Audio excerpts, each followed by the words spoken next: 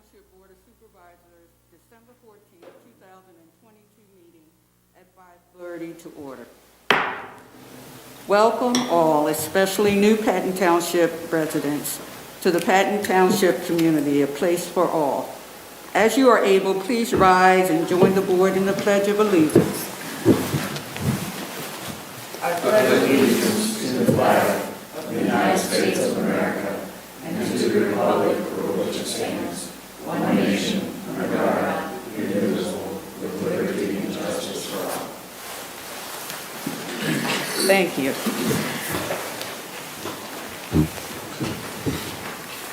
Additions to the posted agenda. Are there any items that the supervisors would like to add to the posted agenda at this time? Any from the township manager, anything? No, I do have two announcements, Okay, sure. if I may. One, due to the weather tomorrow, refuse collection is being canceled on Thursday. So for those folks in Patton Township who are on a Friday collection for refuse and recycling, that'll happen on Saturday this week. Again, the Friday refuse and recycling collection is going to be moved to Saturday this week due to the weather tomorrow. Second announcement is that our consultant GovHR is taking applications for the township manager position. You can go to their website or go to our website and find a link to that information there. All applications are going to GovHR, and they'll be processing those, and we'll be doing interviews in early February. Thank you. Okay. Public announcements. Residents, taxpayers may address the board on issues of interest to the township. Comments related to a specific agenda should be deferred until that point of the meeting. If you are attending by Zoom, please use the raise hand feature on the Zoom application and wait for the chair to indicate it is your opportunity to speak. If you are attending in person, please approach the podium and wait for the chair to indicate it is your opportunity to speak. Public comments received by mail or voicemail since the last meeting are included in item 2. Please be respectful and defer from using any profanity, derogatory or offensive language, abbreviations or gestures during the meeting. Respect is always given by this board and expect the same in return. Public comments are limited to 5 minutes per person. Are there any public comments at this time? Ms. Anita Tees would like to talk. Anita? I think you're muted, Anita. The issue of interest to Patton Township residents that I'd like to address tonight is a celebration of actions and leadership that reflect good governance of this township. It goes without saying that all of us benefit when our elected leaders demonstrate clear communications, effective organization, and a welcoming attitude that shows respect for all. This year, the Patton Township Board of Supervisors has been led by Pam Rod as its chair. And I'm here tonight on behalf of some Patton Township residents, as well as many folk throughout the county, to take note of your service, Pam, and to say thank you and well done. Those who have attended the board meetings this year in person or from Zoom or on CNET already know how you have set a high standard for public discourse. You've set a high standard for transparent decision-making, and you have been welcoming to all for Patton Township, to all to show respect. And what many may not see are the hours of behind-the-scenes leadership that you've given, Pam, to representing the township at the county level and to having a leading voice on the committees throughout the county through the Council of Governments, also known as COG. But your colleagues, the officials, and your staff recognize excellence in leadership when they see it.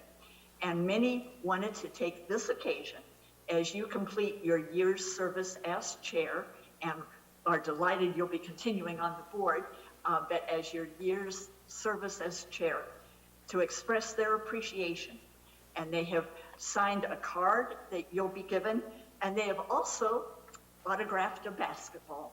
We have the Pam Robb Appreciation Basketball that has been signed by some 24 folk throughout the county and the township. And Doug has a copy, has the basketball and the card. The card's part of an additional basket that Betsy Whitman, supervisor, has prepared on behalf of the supervisors. But there is your basketball, Pam. You've been the team leader. You have been a terrific team leader, and all of us who have benefited by your excellence in leadership say thank you. And I don't know if Betsy's on Zoom today. I know she was called out of town, but she wanted to speak to the basket that she has assembled on behalf of the supervisors. But for everyone, thank you, Pam. Well done. Anita, Betsy couldn't make it, so if you want to pinch hit for her on the basket, or Dan can do that? Dan. Okay, sorry. Well, Doug, if you'd like to carry. Dan Trevino's going to take care of it for us. Yeah. Betsy sent me an email asking me to read her what she wanted to say. She says, Supervisor Robb, also known as Madam Chair, Pam, and Mama Bear. This basket is, of course, only a token of our thanks for the appreciation of the many talents, good cheer, and unwavering care of and support for all citizens in our Patton Township and Cobb communities. We know you'll be stepping down from chair as of January 4th, but what a joy to know you'll not be stepping down from our board anytime soon. Thank you, Pam. Oh, my God. They had to go through hoops to get to that basketball. Oh, I'm speechless for the first time in my life. We have one we speaker have one in the more. Oh, audience. my God. Surprise, surprise. Oh, my God. Sharima Young, Penn State University, also a resident of this community, of course. And I have to say thank you, Pam, for answering the call. Many of you know me for my role at Penn State and coming to your meetings over the years. And I was really encouraging a lot of people of color to participate in our local government. And when I went to speak to different organizations, Pam seemed intrigued, I think. So she started attending the Patton Township meetings, and I'm sure many of you saw her sitting in the back, watching, observing, and learning from you all and what you do. And then she answered the call to serve. And so we are so grateful because your presence matters. It makes it for an even more welcoming community. People see themselves in you. I thank you for bringing empathy into our local government. I know many of our elected officials have that, but you just bring it in a special way that only you can do. And we appreciate your genuine care for everyone that's on COG and all of our residents. So we appreciate your service, Pam. Thank you so much. Thank you. I'm speechless.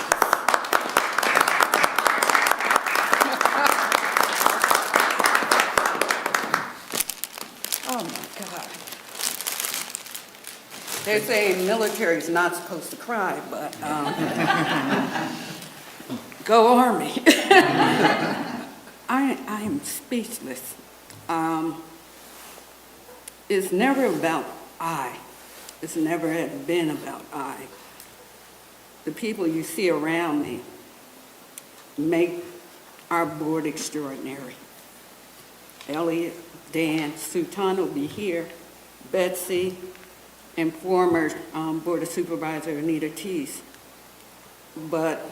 And we're going to be losing my township manager, who I hold with the highest regards, Doug. I'm just speechless today, but humbled that I can serve again my community. Patton Township is extraordinary.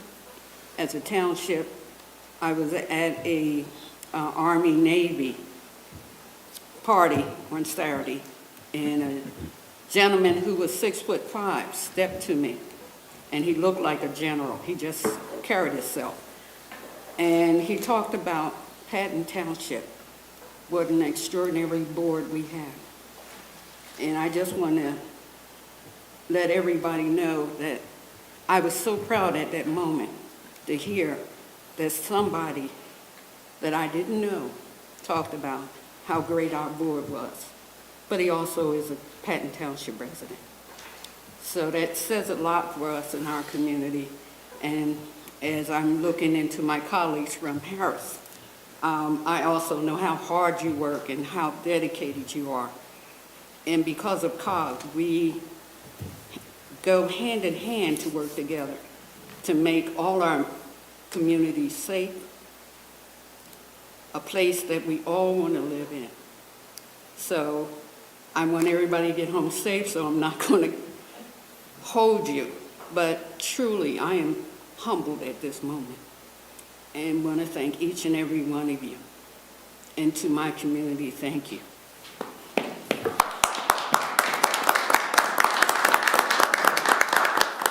Now back to work. Next on the agenda is presentations and public hearings. State College Area Connector, proposed US 322 upgrade from Seven Mountain to State College bypass. Doug, would you like to introduce our guest? Yeah, we have representatives with us tonight from PennDOT District 2.0 and also from Harris Township, who will address the board on the selected proposed alternate routes and roadway design for this future. We're going to start with PennDOT. They're going to provide a PowerPoint presentation.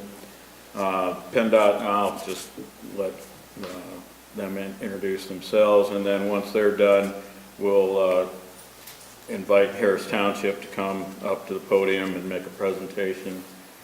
Then the board can decide whether they want to do anything more, perhaps make a public statement, perhaps not, and let me know where the board's desires are after they've heard the presentation. So with that, I'll turn it over to our friends from PennDOT. Hi, I'm Dean Ball. I'm from PennDOT District 2. I'm the Assistant District Executive for Design. Thanks for having us. What we're going to do tonight, I'm going to introduce Kevin James, and he's from Michael Baker. He's the project manager, consultant project manager. We're going to do a real quick presentation. We have some slides just to go over where we were, how we got to where we are, and where we're going in the future, and then we can take some comments and questions that if you have them. Okay. So I want to bring up Kevin, and he can go through this, and we're going to go through it quickly. All this information is available on our website, but we'll just go through it real quick so everybody has all the same information. Can people see that on Zoom? Yeah. Okay. Yeah, just let me know when you want to advance. You got it, Doug. On Thank your you. clicker.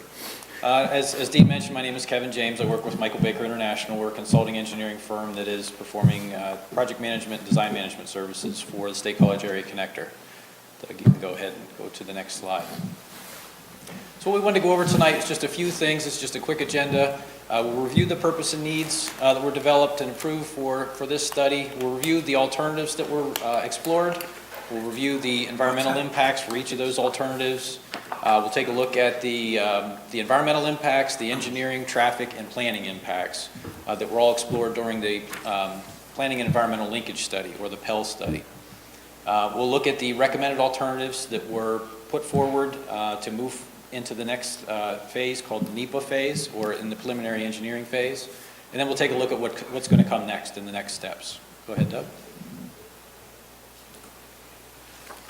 So this is just a quick review of the purpose and need. This has been something that's been displayed at all the public meetings that we've had, both virtual and the in-person public meetings. So just a quick review of the purposes to the purpose of the study that we started was to develop and evaluate a range of alternatives to improve mobility and meet regional traffic and local needs by reducing congestion, addressing safety, and improving the system linkage and continuity in the study area. So the three main needs that we are looking to address from that is traffic congestion, the safety concerns within the study area, and then the system linkage and continuity. So currently you have a lot of different types of roads 4-lane, 2-lane, rural roads, and heavy truck traffic, all different types of traffic using it. So trying to look at ways to improve that continuity and linkage. Go ahead, Doug.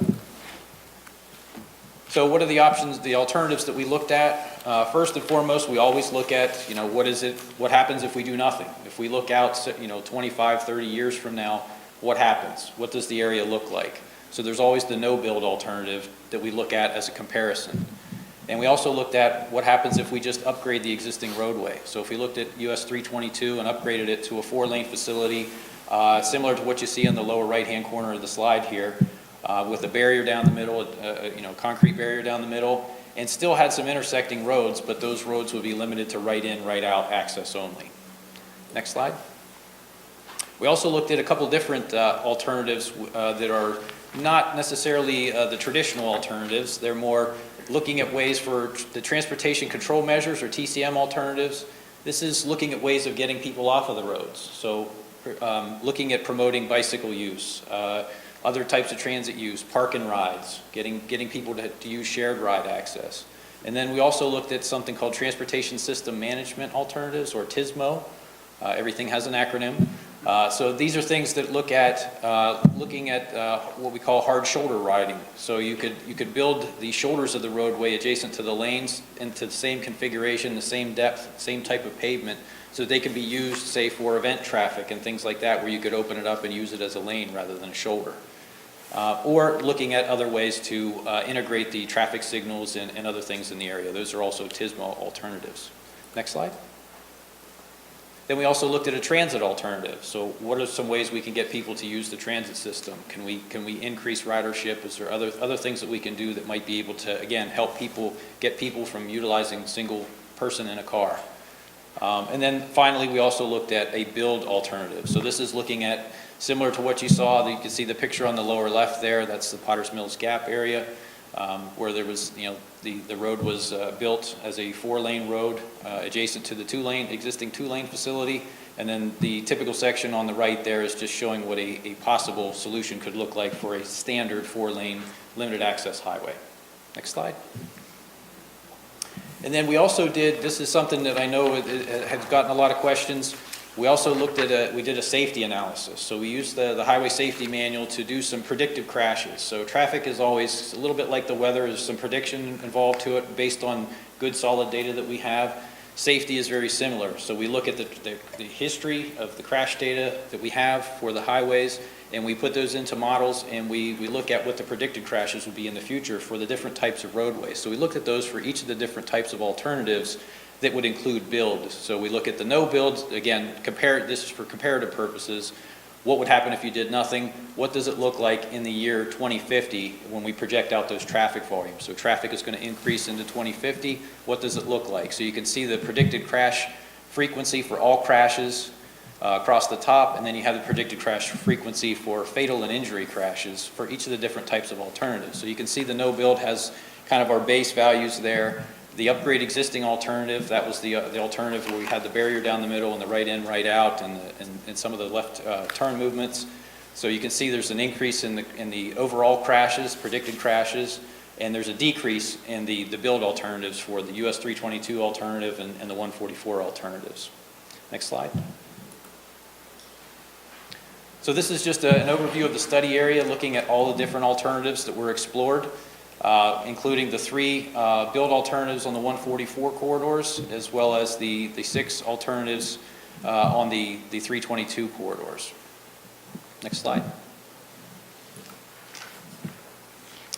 This is probably a little bit hard to read, but again, these are all available out on the website as well and were shared at the public meeting.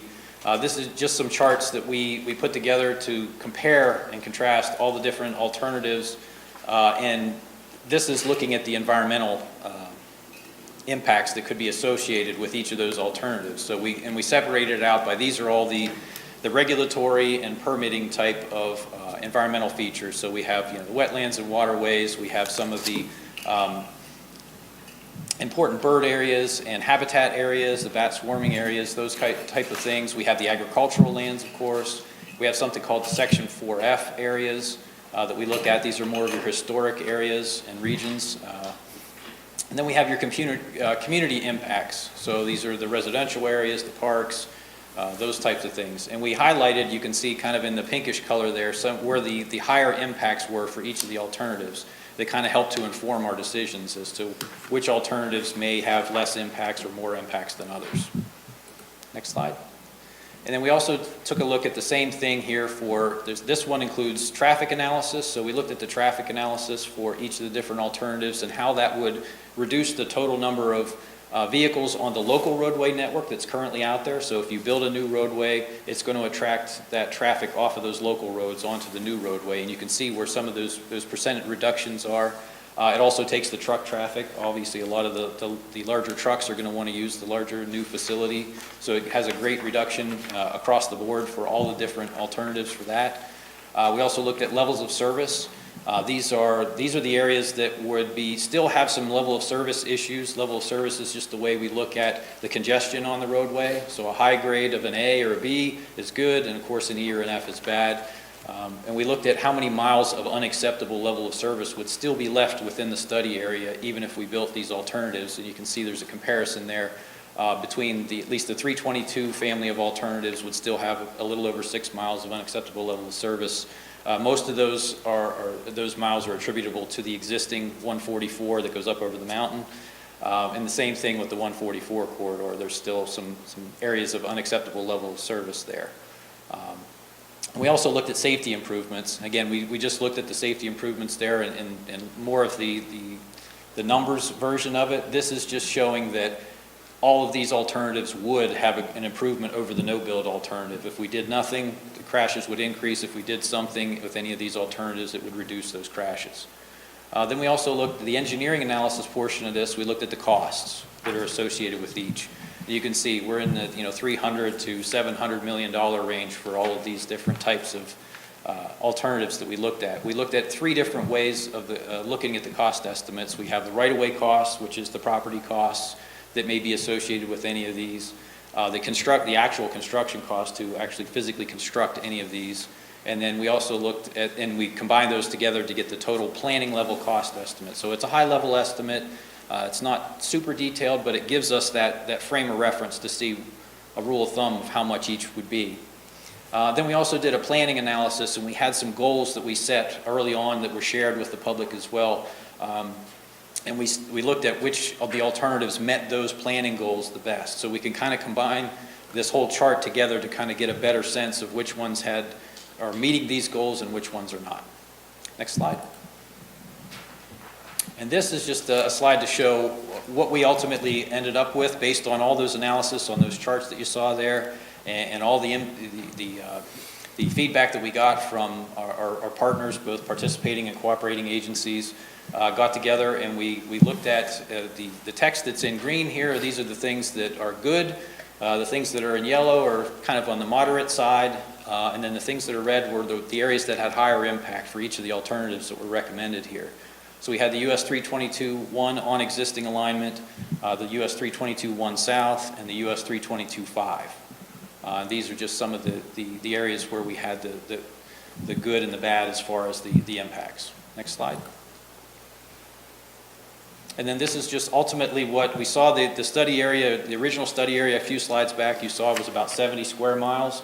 This now study area would be, based on those new 3 recommended alternatives, would be much smaller now. It would only be looking in this area here between the 1 OEX, US 322 1 OEX, 1 South, and the 5 alternatives. So it greatly reduces the area that we need to focus in on and do more detailed studies to really hone in on what those impacts may be so we can come up with the best alternative. And we should note, these 3 alternatives help us to inform this whole study area. So the ultimate goal is to look for the best solution that minimizes or eliminates all those impacts. So it doesn't necessarily have to be 1 OAX, 1S, or 5.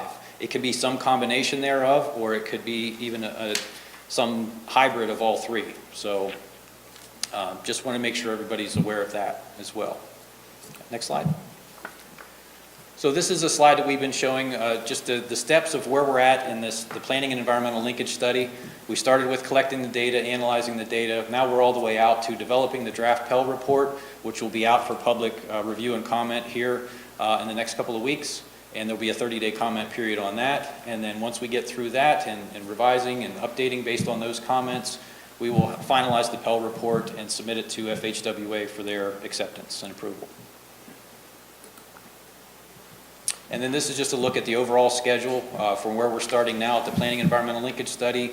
Then we move into the preliminary engineering or NEPA phase that we were talking about, which we'll be looking to start next year. Then we'll move into final design. Once we get through NEPA, that's when we'll finalize everything down into the one recommended alternative to move forward. That one recommended alternative will move into final design, which will then lead us to the right-of-way acquisition and then ultimately into construction. This is just, again, a couple of next steps. So again, we're hoping by the end of this month, we should have the draft Pell ready for public review. That will include those recommendations for the alternatives to move forward. We anticipate that we'll have the final Pell shortly thereafter that will be ready for acceptance and approval from FHWA. And then next spring, we'll be starting the notice of intent to prepare an EIS process. So that's a formal process that we work with FHWA to start into that NEPA phase. With that, we'll be happy to take any questions if there's time. Supervisors, does any supervisor have questions at this time? Or would you rather hear the full presentation from Harris as well? Okay, thank you. Doug, want to introduce Harris? Go ahead, Amy. Hi, Amy. Hi, thank you so much for having us. I'm Amy Farkas, I'm the Harris Township Manager, and we have Supervisor Frank Harden, our Vice Chairman here. But I'm going to kick it off and then turn it over to Supervisor Harden. Harris Township has been intimately involved with this project for many years, probably back since the original iteration of the SITS study in the early 2000s. We sat on the Pell committee, and we've participated actively. We've also tried to engage our neighbors in Potter Township and their residents as well, because simply put, this highway, this limited access superhighway that is now being proposed for our community will alter the character of our community. Harris Township was the fastest growing municipality in Center County from 2014 to 2021. Most of that growth was on the eastern edge of our municipality. It's important to note that when PennDOT started the Pell study, they didn't update their mapping and they were proposing alignments on top of our brand new Harris Township maintenance facility, our only industrial zone land, and most of our new growth. So our Board of Supervisors is very concerned about the lack of transparency, the lack of cooperation that we've received with PennDOT, and I'm going to let Supervisor Harden talk a little bit more about our thoughts specifically on the project itself. Oh, thank you for having me here tonight. And I have to do one quick thing before I start. I would be remiss if I did not acknowledge one of my former fellow combatants in a former life, your solicitor, Betsy. Hi, how you doing? So Betsy and I had many wars together. Anyway, what I want to talk about here is, and I prepared this for you guys to read so that I didn't have to bring all these up and take a lot of your time. But you had a slide up there, number 7, I believe it was, Doug. Can you pop that back up? What our concern is in Harris Township is we're looking at safety. Okay, the biggest issue we have with our roadway right now, yes, that one right there, is safety. Is the amount of crashes we have on 322, 45, and 144, which is not in Harris Township. If you look on this slide here, all the alternatives for the 322 build, they haven't addressed the crashes on 45 or 144. They've very limited success in those. So that's our concern. We're going to spend $500 million and fix 1/3 of the problem. Originally, this was a 144, 45, 322 study, and all 3 roads were identified to have high traffic and safety issues. And at the end of the day, when we did all the studies and everything, we found out that, well, we'll just do 322. And if you remember, it went from a 45, 144, 322 study to the State College Area Connector. That was the first sign that what the goal here is to build a 4-lane road into the stadium and State College. That's what this is about. That's why we have concerns, because as a supervisors and as elected officials, as you know, one of our jobs is the safety of our residents. And that's what our concern is here. We don't feel that at this point that we've addressed all the safety issues. We're still our fire trucks go down Route 45 just as many times, in fact, if not more, than they go down 322. Since we've changed the speed limit in Route 322, if you notice when you come into Harris Township, it's 45 mile an hour now. Since we've done that, that has reduced the number of accidents in that stretch of road.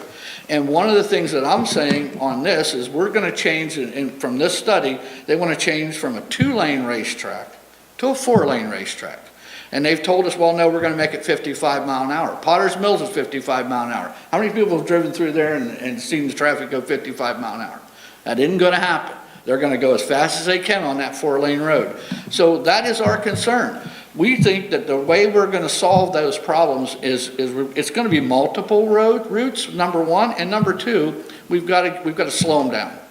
Whether that's with traffic circles or red lights or whatever. As long as the people can come up through there at 70 and 80 mile an hour, they're going to continue to do it, and we're going to continue to have crashes. So as going forward, that's what we feel that the issue is. And we are just, we know we're going to get a road, we know we have to fix this, but we're not comfortable with we're only fixing, we're spending $500,000 and fixing 1/3 of the issue. So that is really our biggest concern. So that being said, we've kind of shifted where we've gone is to fight the direction of the route. We figure we're not going to do that, but we now want to say, let's think about this route. Let's not just put a 4-lane divided highway up through there. Is there a better alternative to do that we can eliminate the traffic on 45 and 322? Can we eliminate more accidents on 45 in addition to Route 322? That is going to be our concerns. And so that's where we're standing, and that's what we're putting out and going for. I hope you can support us in this. This is something that, trust me, this is something that's going to happen for a long while. Whenever they told us in 23, I think it was 2003, when they pulled the money, there were 8 safety concerns that were said, hey, we're going to do, PennDOT, we're going to do these 8 safety things, and that will improve the traffic up through there. We are 20 years later, and I think we've only got 2 or 3 of those 8 done. So this idea that we're going to go back and we'll make 45 safer sometime in the future, that doesn't have credibility with me at this point because of the last 20 years' performance. So that's what we're saying, and I hope you can support us in this from a long-term standpoint. We know we have to fix the problem. We just aren't comfortable that this is going to be the fix. So thank you. Thank you. Thank PennDOT and thank Harris. I just saw my colleague, Supervisor Magruder. How are you, sir? Do any of our supervisors have anything to say at this time? Supervisor Abrams. The basic thing I see here is if you take 322 from the start at Atlantic City, New Jersey, and come up to Atlantic City Expressway, and then get on the Pennsylvania Turnpike, and then get on 83 and 322, and then head up to 80 and out to San Francisco, are there any sections of 2-lane road? Yes, there's one, and it's the one we're talking about. And I don't think we can live with that any longer. Now, the question is, how can we make this better so that we solve the most problems? And I don't have the answer to that, but I think that a 4-lane limited access road is the best alternative for the main road. But all the other problems should be addressed as well. I agree with that. I see Mr. Luck. We have one person on Zoom who would like to speak. Okay. Also, Ms. Ellen Foreman. All right. Hi, I'm Jeff Luck. I'm a Hi, Patton Jeff. Township resident. I was the Patton Township representative on the MPO from 2006 to 2017. When I was on the MPO, this was not an active project. This was a project of regional significance at the time, and frankly, I'm as surprised as anybody that the project started to move forward. We weren't working on the project. We're certainly aware of the accidents and the fatalities that were happening in that section during that time. And I know that there was a palpable sense of frustration among the MPO members whenever we would get these reports of accidents and fatalities.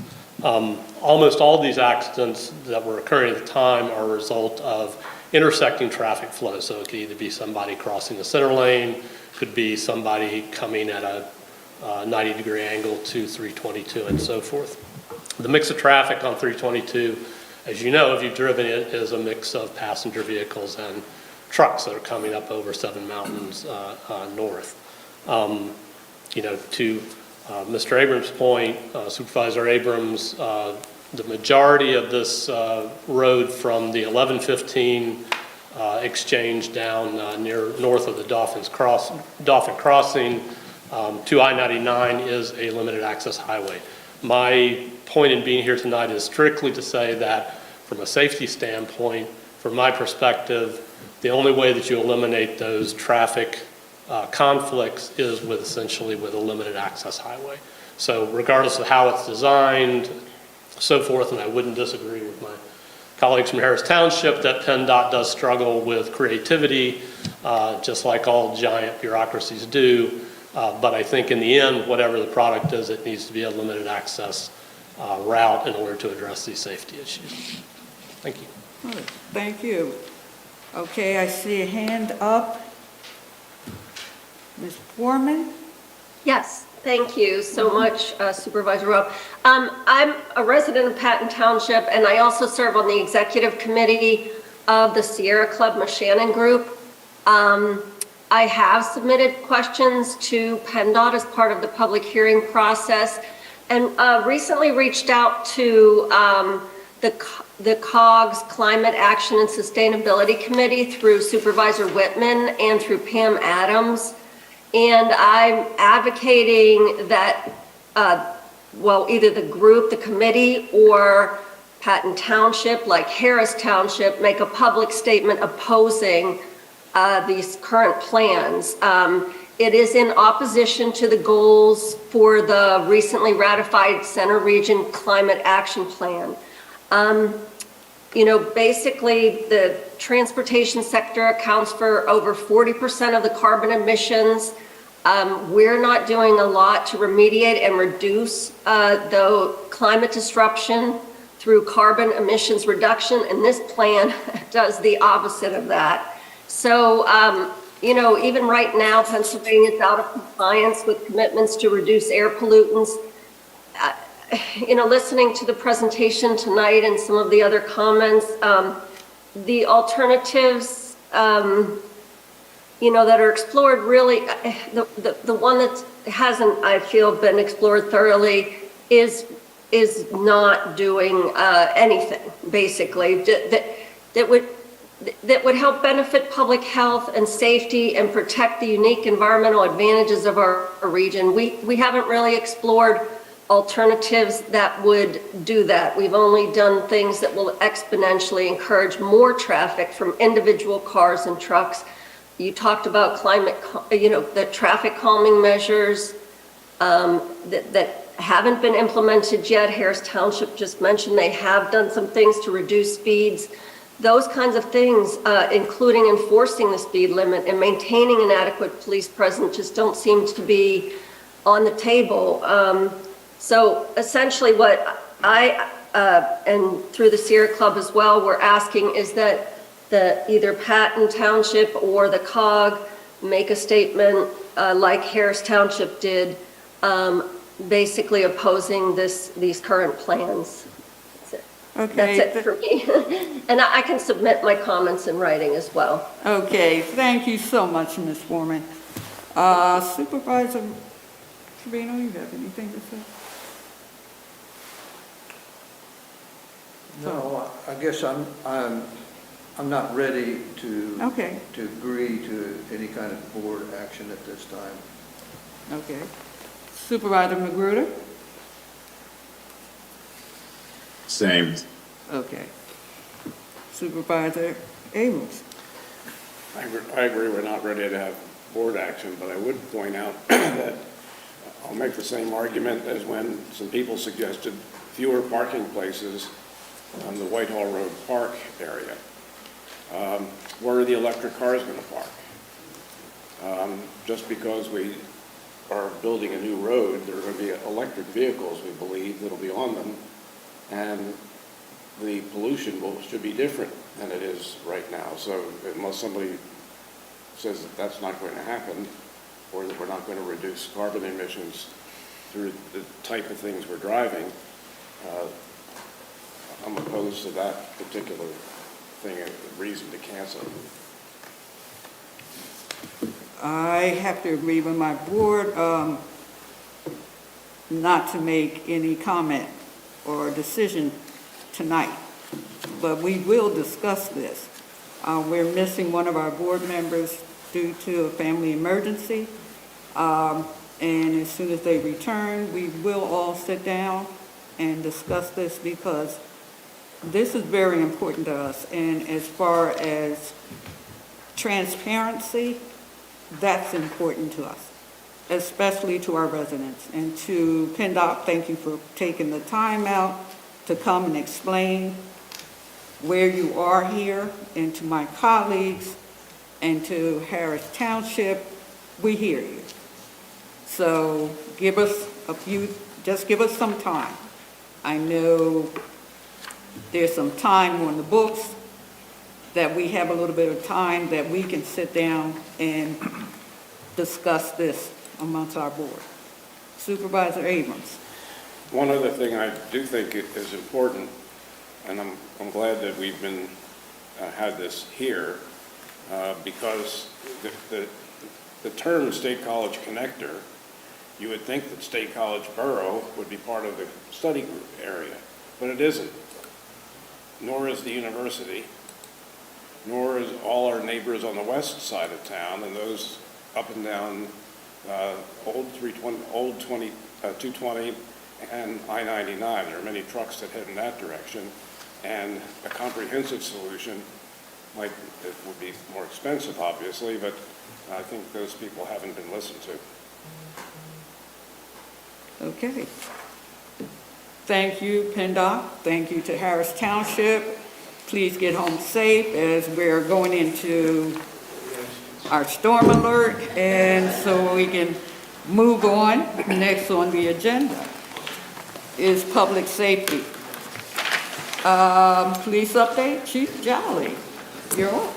All right, thank you very much. Copy of the November 2022 Public Safety Report has been included with your materials. But you'll note that our officers conducted 121 traffic stops, wrote 52 citations, wrote 3 parking tickets, and we had a pretty big increase in criminal arrests where we had 43 criminal arrests for the month. Bike Patrol did log 8 miles, handled an incident, did a vacation home check, and did 16 business checks as well. Under department notes, a 37-year-old female was arrested for theft and access device fraud. The female stole a wallet inside one of our township stores and then used a credit card from within that wallet to make over $400 in purchases. The female was later involved in a vehicle pursuit with another agency. The stolen wallet was recovered in the vehicle that the female was driving during that pursuit. The arresting officer for our agency used surveillance footage and determined that the same female was involved in our theft case. A 19-year-old female was arrested for theft. An investigation revealed that the female removed money from an unattended wallet, which belonged to another person, while working at a township business. And just for public safety concern and just for awareness, we've been seeing a lot of thefts from purses and targeting some elderly females. So just be sure that you are not walking away from your purse, leaving it in the shopping cart, things like that. Try to make sure that you keep it maybe strapped to your body so that you have control over that purse, because we've seen a little bit of an increase in those here recently. A 30-year-old male was arrested for possessing a prohibited offensive weapon. He was being supervised by probation, who visited his home and found him to have a large knife with metal knuckles on it. 23 of our arrests, the 43 arrests were made for retail theft, and 3 arrests were made for driving under the influence. 6 warrants were served of the 13 that our officers attempted, and they conducted 7 vacation home checks. A lot of people traveling, so just a reminder, if anybody is interested in us doing a vacation home check for you during the holidays, there's a form that you can fill out online on our website, or feel free to contact our office, and we'll be happy to keep an eye on your property while you're away. So, our officers did not have to use force during any incidents in the month of November. Under community relations, Officer Tuskovich had a pretty busy month. He conducted a lockdown drill at the Park Forest Elementary School. He also presented Run, Hide, Fight to the staff and faculty at Grays Woods Elementary, and also discussed school security with them. Officer Tuskovich and I conducted a lockdown drill at Grays Woods Elementary School. And he also spoke to a 3rd grade class at Grays Woods Elementary about proper behavior and bullying.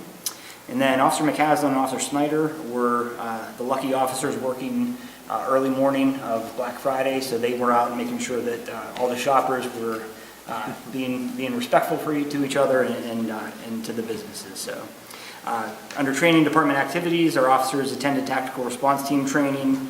Officer Salade attended training on traffic incident management, and Officer Tuskovich attended a tactics training, which was instructed by FBI SWAT.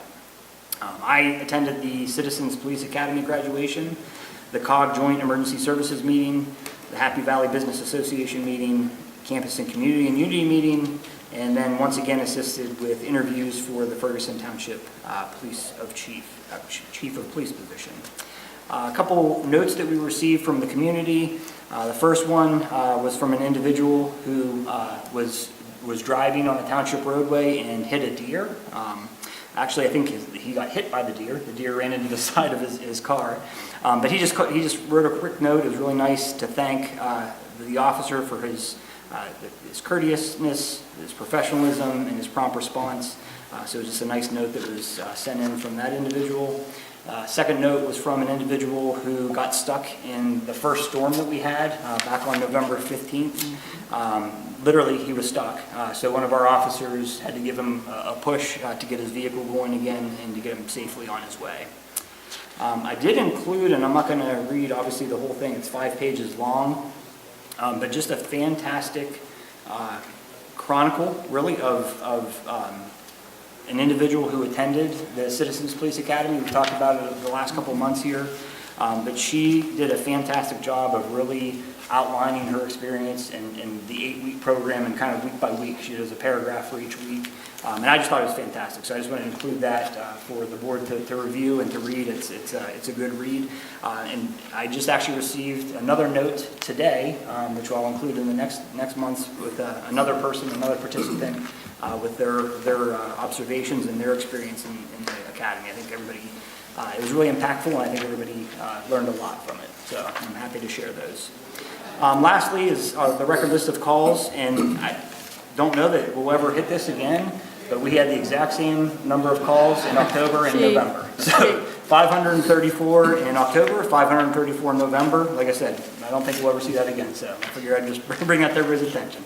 But 71 of those calls were traffic related, 64 were EMS assists, and then 61 were school checks. And then lastly, before any questions, I just wanted to note again the regulations in our ordinance for snow.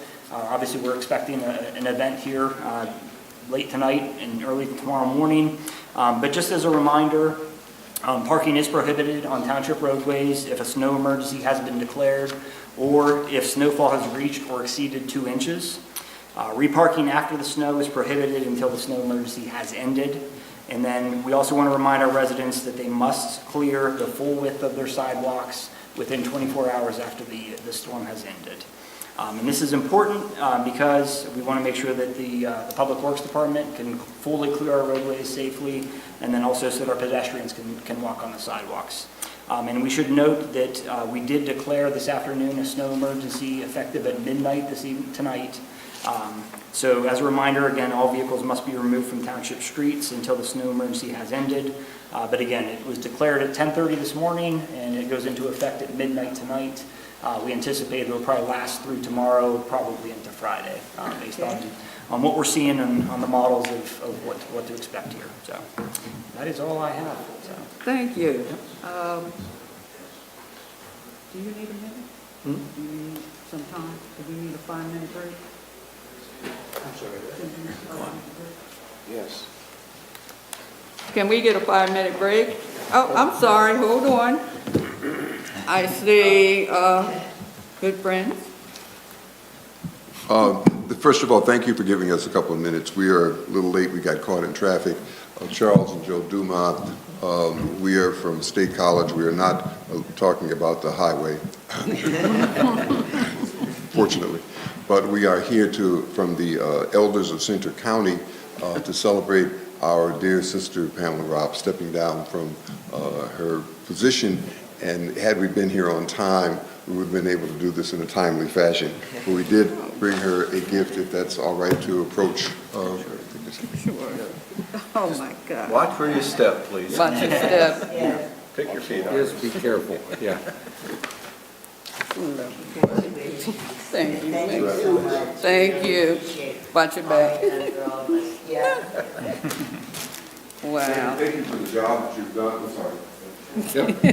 Thank you for the job you've done in representing not only the township, but representing the elders of Center County, of which we represent, and we're very proud of you, and we're happy that you are continuing to be on the Board of Supervisors and continuing to be in our community, because you are a treasure and a gift to it. Thank you. Thank you. After that, I really need a 5-minute break. So we can take a 5-minute break. Thank you.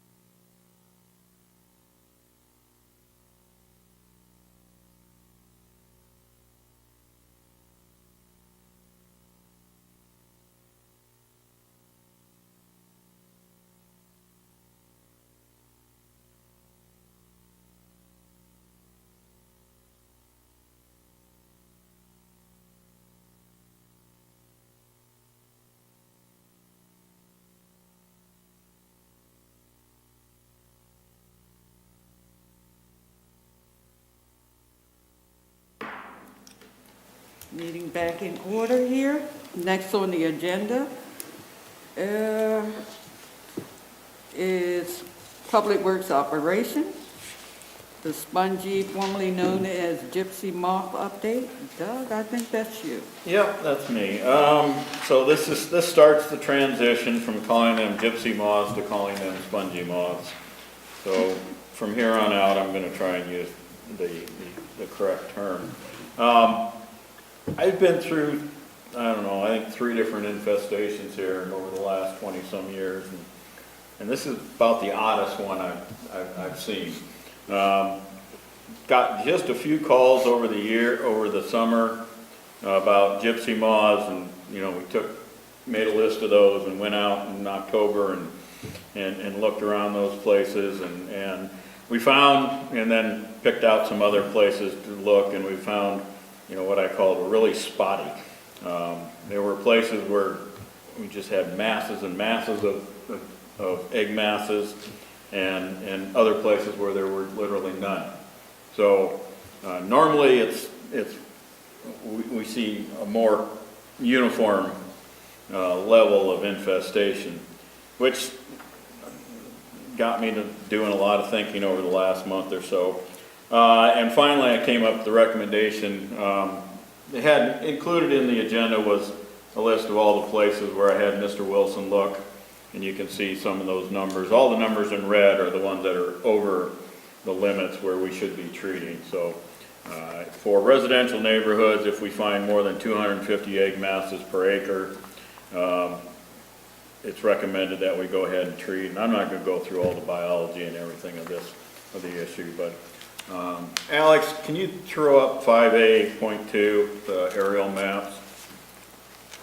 So primarily I'm recommended, and again, there's enough places within all these areas that we have high numbers of infestation that I think we need to be a little more cautious and treat, in essence, most of the residential neighborhoods on the southerly side of I-99, which the suburban neighborhoods, which include Oakwood and Valley Vista Park, Vista Woods, Homestead Farms, Park Forest, and Woody Crest. Now, in some areas there's very little infestation, but other areas there are. If we don't treat, they will spread there's a high likelihood they'll spread quite prolifically next year. And Elliot's been through enough of these too. You know what happens when we don't treat. Well, there was one around 1980 Yeah, I missed that one. Well, that was the worst one, where it was so slippery on the roads, you almost had to salt and sand them to avoid people slipping. So it can be quite a nuisance, and ultimately, if it's really bad,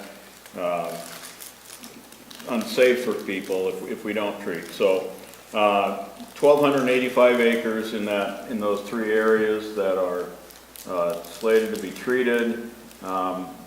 I'm estimating we're going to be in the neighborhood of $100,000. We had $15,000 budgeted for this year, so we missed that one pretty badly. But we do have some funds in cash reserve we can tap into. What I'm going to do then is, if the board authorizes me to go ahead, we'll start contacting aerial applicators. We'll get one of those lined up for next spring. And get that in place. One other thing, there were some areas, there's one area in toff trees in the village of Penn State Park, Bow Manor Road, where we found a bunch of egg masses on the street trees. So they're fairly small yet, so we'll get an arborist to do some ground-based treatments for those. And it just seems to be on the oak trees in that one area. We looked around in other areas in toff trees, and again, it's not to the level, we didn't find any really high counts, but mostly we found pretty low counts in toff trees. So I'm going to knock on wood and say we're just going to do these spot treatments in toff trees this year and see where we go. With that, if there are questions, I'll be happy to try to answer those. If there's detailed biological questions, I'll have to bring back my expert, Mr. Joe Wilson. Okay. Supervisor Trevino? Doug, I am reluctant to give you a vote for a board permission at this point without any kind of a public notice. I know from past, times we've talked about this, there are members of the public who oppose use of pesticides, even though BT is very specific to just caterpillars. But of course, there are beneficial caterpillars as well as gypsy moth caterpillars that would be also impacted. So this board decision may, after opportunity for public comments, may still be the same as now, and to go ahead, for the greater good. But I think for transparency purposes, we need to have opportunity for public comments. Any other supervisors regarding this? Supervisor Abrams? I agree with that on what the principle that you raised, but I think if those people saw a bad infestation and what it does, some of the objections would melt away. No, I agree. I would vote in favor of it, but I just think we owe it to our citizens to give them an opportunity to comment. Supervisor Magruder?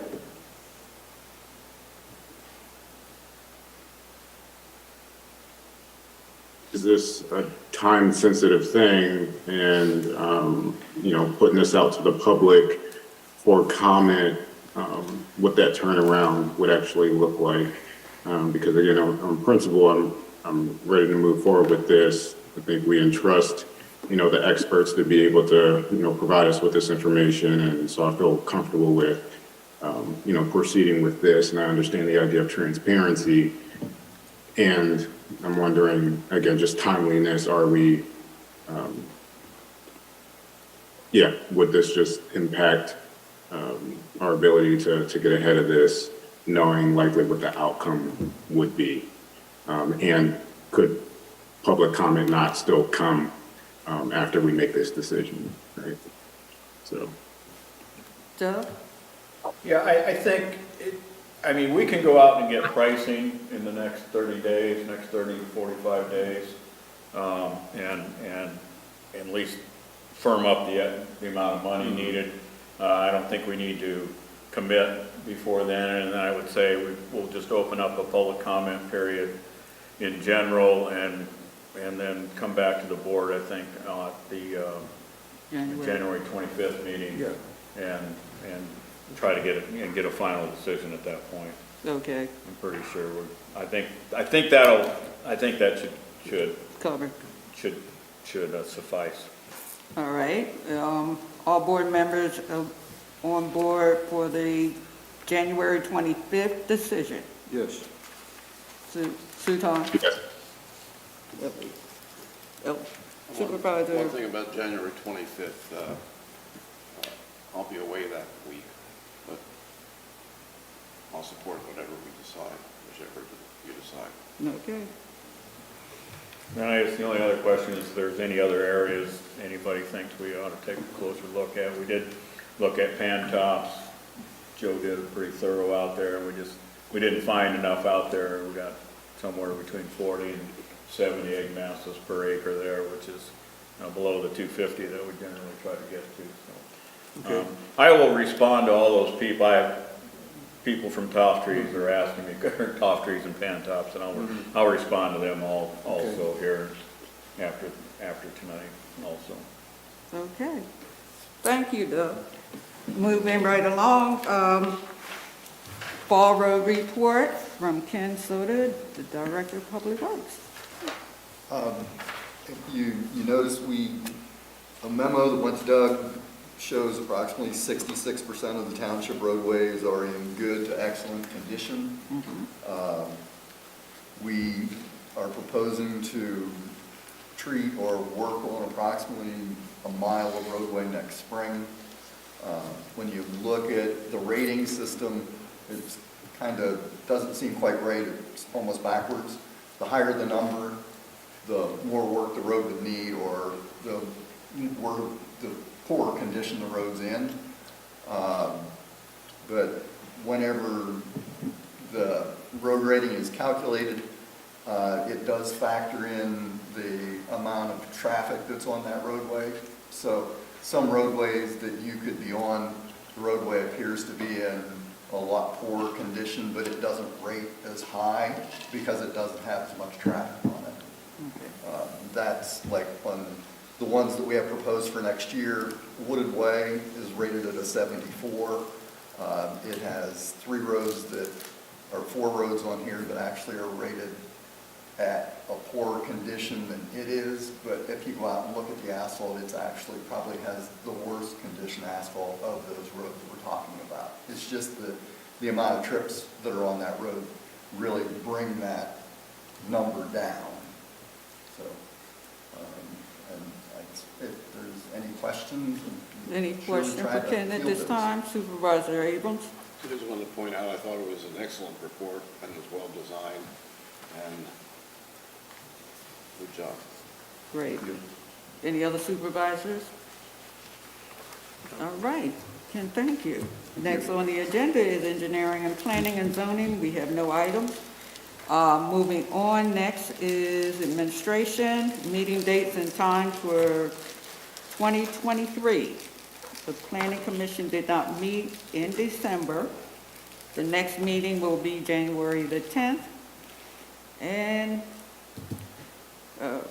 Doug, you want to take that? Yeah, I just wanted to give the board a preview of the meeting schedule for next year to see if there was any discussion you wanted to have prior to the January 3rd organizational meeting. Again, it's our what we call the standard calendar, which is in no way standard from month to month. But it's what we do from year to year. So like I said, I'll leave it to the board. If you any changes you'd like to talk about, now would be time to do that, and hopefully we get this ironed out and get officially approved and adopted at the January 3rd meeting. Okay. Supervisor Abrams? Hey, when COVID started, that's when we started the 5:30 meetings, and I guess people seem to like them. But should we consider going back to 7, because a lot of people who are at work can't attend these meetings because they're commuting at 5:30. Any other supervisors? Supervisor Torino? Doug, didn't we have to reschedule one of our board meetings this year? I can't remember. I don't recall Yeah, okay. Just wanted to avoid if there was a recurring occasion when we had to deviate from the normal schedule. But I don't remember any specific date. Yeah. If we're going to be short people in January, I'll be here every week except the week that we're having the meeting. Okay. Supervisor Magruder, I saw your hand. Definitely wanting more engagement from our citizens in these meetings. And, you know, as a person who's working full-time, the 5:30 time has been very good to me. And so I would prefer that stay the same. And I'm aware I had a conversation earlier in the year, I think, with someone from CNET. I forget who it was. And this may not be our responsibility, but I was wanting to be sensitive to, you know, CNET's schedule as well, knowing that they're trying to get from place to place and then among the different municipalities. And so it might be interesting to see if, you know, our 5:30 time is a good time for CNET too, or if a later time would be preferable. But again, just my preference. I want more engagement and I prefer the 5:30 time. I can check with Cindy Hahn and see if she has any comments. Okay, and as soon as Betsy gets back, we'll get comments from her. I agree with the 5:30. It's a pretty good time that people are engaged. So as soon as we can get comments from Cindy Hahn and Supervisor Whitman, then we'll get right back to you on this, right? Well, we'll probably see it at unless there's something I need to discuss with the chair, probably see it at the January 3rd meeting. So. Okay, thank you. All right, next on the agenda is adoption of the capital improvement plan for 2023-2027, 2023 township budget, and 2023 council of governments budget. Why'd you do this? Larry, Director of Finance, I think this is you. Yes, so we had the meetings. I'm sorry. We had the tentative presentation on November 9th, and then we had the public hearing the following week on November 16th for the township budget. In October, we looked over the CIP, so there were no issues with those two. Also, in the COG General Forum, you would have went over the 2023 COG budget. I think all the issues were resolved with that, so I would respectfully request that the budget and the CIP and the COG budget be approved through Resolution 2022-27 for the CIP, Resolution 2022-28 for the 2023 township budget, and Resolution 2022-29 for the property tax resolution, which just sets the property tax rates at the rates that were listed in the budget, which was a total of 9.5%, which includes the 9.5 mils, which includes the 0.6 of a mil for open space. And there also is a 2022-30 budget resolution. That's on the consent agenda. Oh, that's on the consent agenda. Okay, I'm sorry. So I would ask that those three resolutions be approved. Doug, do we have to vote on them separately? No, you can do them all At once, okay. Supervisor Abrams, I move approval of the group of 2027, 2028, and 2029. So, Can a second? a second. Discussion? All in favor, say aye. Aye. Any opposed? Any abstentions? The resolutions are adopted. Thank you. So moving right along, we have the solar power purchase agreement update. Larry, that's you again. Yes, so as you may know, I am a member of the project management team for the solar purchase power agreement working group. This working group has been around now since before the pandemic, sometime in mid-2018, I think we started.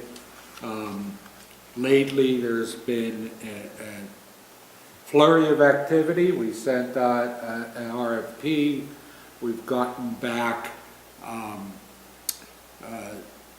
quotes from solar developers plus retail electricity providers. We need to have both.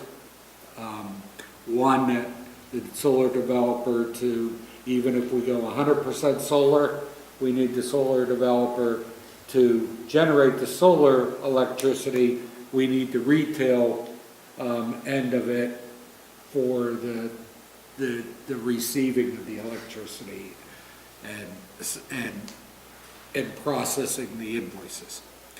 So we have chosen two solar developers and one retail supplier that we are in negotiations with. We were hoping that last Wednesday, December 7th, that we would have made a recommendation of who we wanted to pick, but we have just too many items that are up in the air. and we haven't made a decision. We were supposed to have a second meeting of the working group today to kind of see what the working group would agree with our recommendation. We postponed that meeting. And the project management team has decided that we're looking to make that recommendation tentatively on January 11th. Once this recommendation is made, then there's going to be rather quickly some decisions that will have to be made by this board as to whether we agree with the recommendation, whether we want to continue on with the solar power purchase agreement, or we want to drop out at that point. What we decide to do, we'll have to make those decisions with the hope that the solar purchase power agreement will be signed somewhere mid to late February.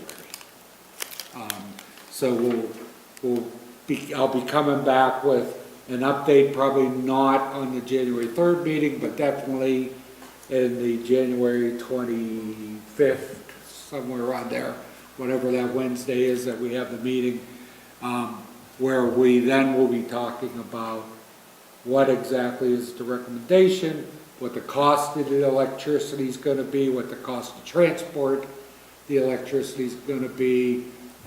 Do we feel like there will be any savings to the township, and where we're going to stand and where the township's going to be from there. So hopefully, if that all goes through, we'll be talking about it on January 25th. Okay. So if there's any questions about the process and what's happening, I'll be more than happy to answer. Any supervisor at this time? No. Seeing none, thank you, Larry. Okay. Next is the fee schedule update. Doug? Yeah, these are annual fee changes that occur most every year. We have a few minor items from Center Reed Code Administration, mainly having to do with some inspection fees. The permit fees are not going up this year. There's a few new categories to add to eating and drinking licenses based on things that they're doing in the borough. We use the State College Borough Health Department as our inspectors for eating and drinking licenses. Solid waste, there's a $2.80 fee increase for regular service and $3.19 per month increase for low use service. Those are based on changes in fuel prices and tipping fees that the vendors have to pay. There were some minor changes under Public Works and Engineering, Planning and Zoning. I think the biggest one, again, we talked about it last year, was another $10 a year increase in community garden plots from $50 to $60 per year to help cover the costs associated with providing that service to the residents. And then there was a new category, local services tax fees, based on the fees that could be charged by the collector of that, which is State College Borough. So if they do have to impose those fees, we want to make sure the taxpayers, those get transferred from the collector to us to the taxpayer. So with that, I'd ask the board to consider approval of Resolution 2022-026. Okay, can I get a motion? Supervisor Abrams? Second. Second, discussion. All in favor say aye. Aye. Any opposed? Any abstentions? The resolution 2022-026 is adopted. Next on the agenda is the ordinance to modify 2001 COG Office Project intermunicipality agreement. Doug? Yeah, this is the final step in that process that's been working its way through COG for several months. We originally adopted the 2001 agreement by ordinance, so to make any changes to it, we have to pass another ordinance to codify those changes and authorize the chair to sign the agreement on behalf of the township. So I'm here for questions. If there are no questions, I ask the board to consider adoption of ordinance 2022-626. Are there any questions by the supervisors? Can I get a motion? So move, Supervisor Abrams. Yes, so Second. Second. Supervisor Trevino. Okay. Discussion? All in favor say aye. Aye. Any opposed? Any abstentions? Ordinance 2022-626 is adopted. Next is the Spring Creek Watershed Commission change to bylaws. Doug or Dan? Yeah, this came across my desk. I included it to see if there were any comments that the board wanted to include. We do appoint a representative and an alternative to this. A lot of their meetings conflict with our board meetings, so while Dan's been our representative, we're primarily represented by our alternative, Doug Mason. I was expecting him to join us tonight, but I don't see him. But again, I have no opinion on these changes or anything. I haven't really looked at them very closely, but if the board had any comments, we can forward those to our representative for discussion at the next Watershed Commission meeting. Okay, any comments from supervisors? Seeing none. Oh, did I miss anybody? Okay, seeing none. Next on the agenda is consent agenda. Doug, you're up again. 3 items, minutes from the last meeting, November voucher report, and the resolution for police pension contributions that we need to approve every year. Okay, is there any item on the consent agenda that the supervisor would like to discuss, vote on, or remove at this time? Question. Question, Supervisor Trevino. What happened? I thought you told Larry that the adoption of the COG budget was in the consent agenda? No, the adoption of the COG budget is actually just wrapped into our budget. So by approval of our budget, we're approving all those. All right, I misunderstood. Yep. Sorry. Okay, seeing no question? We need a vote. Yes. Can I get a motion to approve the consent agenda? So moved. Second. Second. All in favor say aye. Aye. The motion passes. Moving on, next on the agenda is the manager's report. Doug, you're up again. We had an update from Cheryl Sinclair at Department of Environmental Protection on the PFAS groundwater issue, which is primarily the source is in Benner Township, but it's very close to the eastern edge of Patton Township. There was also a notice from PSATs about a youth organization award. If you know of any youth organizations you think might be interested, please pass that information on. In terms of announcements, CATA was introducing a new partnership to include shared rides for commuters in State College. Encourage people to reach out to CATA if they have comments. Just one note that Dan and Pam and I were at a meet and greet with Senator Wayne Langerholt, who's our new state senator. Senator Corman has officially retired as of December 1st. We had a very good conversation with the senator and his staff, and I look forward to, we pressed him on some issues that we would like to see some support on, and we look forward to a good relationship with him. Will be opening a office off of Science Park Road sometime in mid-January. Finally, I think we've gotten quite a few applications for folks for Planning Commission, Recreation Advisory Committee, and the ABC Committee. Will be working on setting up some of those interviews here over the next couple of weeks. And that's the end of my report. Okay, thank you, though. Next on the agenda is committee reports. Is there any supervisor that would like to add to their committee report at this time? Oh, wonderful. I just would like to say, Doug put in our agenda packet, I had an executive board meeting. You can read my notes. And thank you. Next on the agenda is other business. Doug? Nothing from the staff. Okay, what I would like to do for a minute before we adjourn is to thank Abby, Janelle, and Grace from CNET. I do know, I think Janelle and Grace, this is your last board meeting, if I'm not mistaken. And Patton Township, we like giving gifts. We would like to say thank you.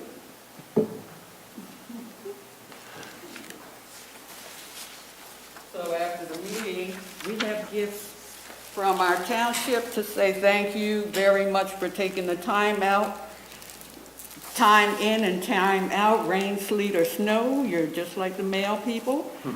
You're right here, dedicated, and we, our board, our staff appreciate you. So thank you, and happy holiday to you and your family. Next on the agenda is adjournment. Can I get a motion to adjourn? So moved. Can I get a second? No seconds? Second. All in favor? Aye. Aye.